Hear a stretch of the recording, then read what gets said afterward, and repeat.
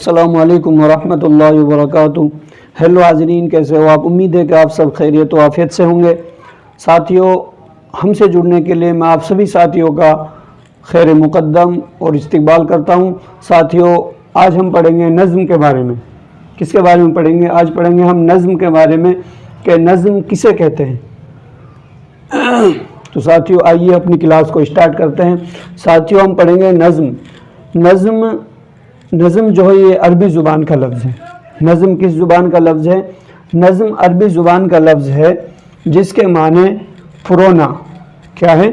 جس کے معنی پرونا یعنی دھاگے میں موتی پرونا کے ہوتے ہیں۔